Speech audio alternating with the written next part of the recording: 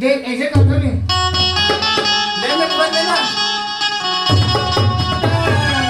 ये थोड़ा जोर से करेगा ना, आवाज में बढ़ा के। तो मैं तो नहीं चलाने देगी, मैं धीरे धीरे लेना, मैं धीरे धीरे लेता रहूंगा तो नहीं चलाने देगी। तान मुहा भी तान मोर आता थी, तान में बजा रहा था इसने में।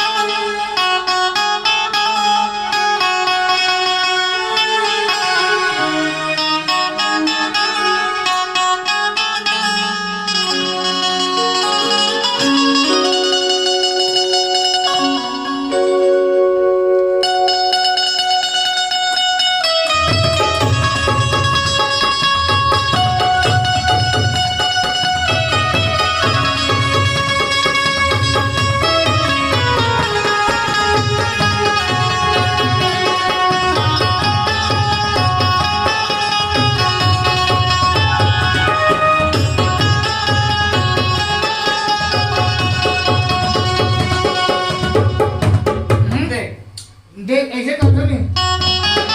दे मैं तुरंत देना। ये थोड़ा जोर से करेगा ना, आवाज में बढ़ा के।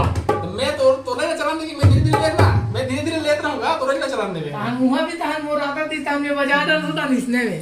सही कहा तो ये में तो हिंच में जाना पूरा ना, जैसे गाना वाना चलते नहीं है का गाना नहीं गा सकते, पूरा ते करबे ना। ये ते करबे कहा। ये करा होगा, करा तो आवाज खुलना चाहिए कहां से। हाँ अच्छा तुमने तो ऐसा नहीं, इसे मैं कर दूं नहीं, तान ऊंचो कर दे तुम्हें। हां ले चल, तेरा काम बोला था। हां ले चल, दे तो मैं ये बाबू जी।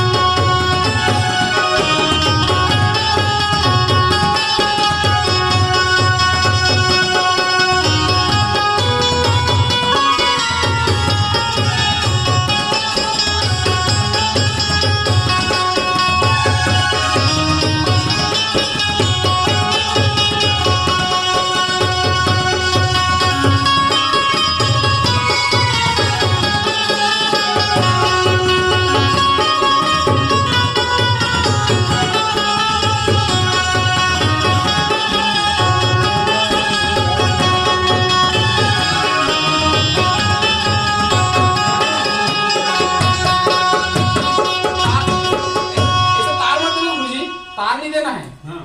फिर तो पूरा रुक जाते ना, ऐसे में ताल नहीं देना है, यहाँ पूरा ताल पूरा नहीं देना, ये बात तो है। ताल नहीं देना है, सीधा उड़ेगा।